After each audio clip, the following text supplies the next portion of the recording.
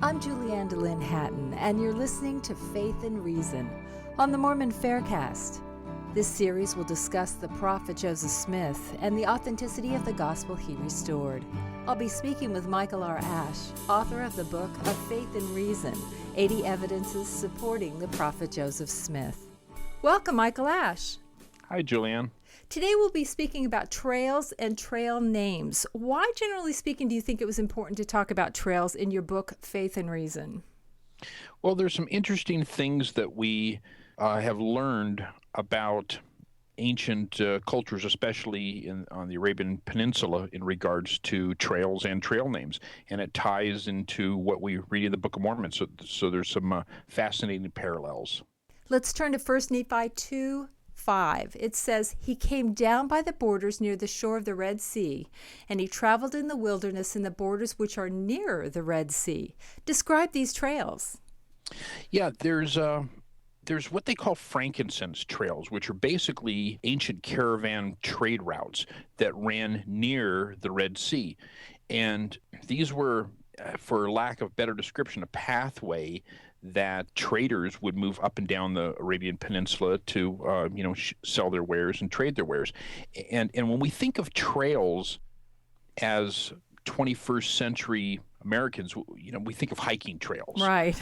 or dirt roads, things like that. But that's not how it was in ancient Arabia.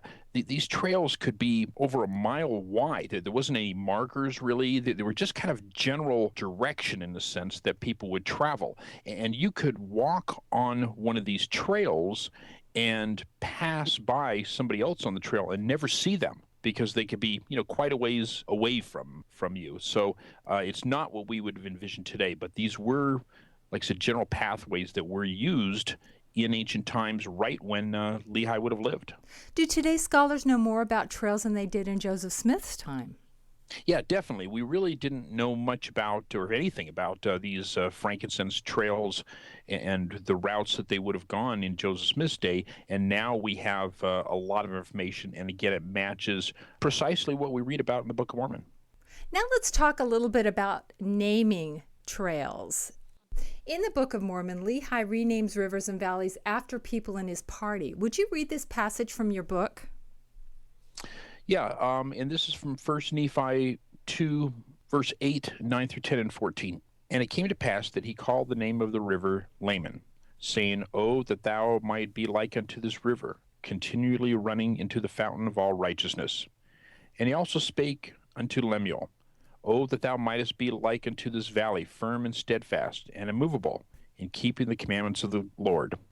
And it came to pass that my father did speak unto them in the valley of Lemuel, with power, being filled with the Spirit."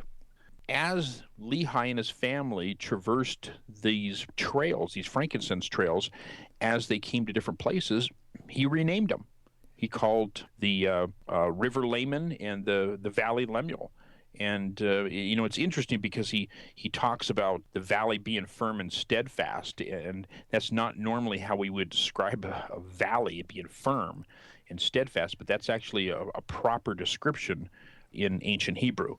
But not only that, it was customary for travelers to rename the locations that they came upon.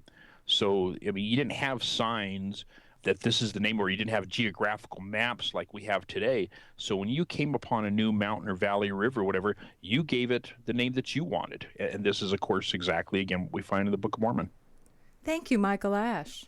Thank you, Julianne. Thanks for listening to Faith and Reason on the Mormon Faircast. I'm your host, Julianne DeLynn Hatton, inviting you to keep the faith. Michael R. Ash is the author of the book Shaken Faith Syndrome, Strengthening One's Testimony in the Face of Criticism and Doubt, as well as the book of Faith and Reason, 80 Evidences Supporting the Prophet Joseph Smith. Faith and Reason is produced by Tom Hatton with music courtesy of Arthur Hatton. The opinions expressed in this podcast are not necessarily the views of Fair Mormon or the Church of Jesus Christ of Latter-day Saints. You can support this podcast by subscribing to it in iTunes and by rating it and writing a review. Questions or comments can be sent to podcast@fairmormon.org, or you may join the conversation at fairblog.org.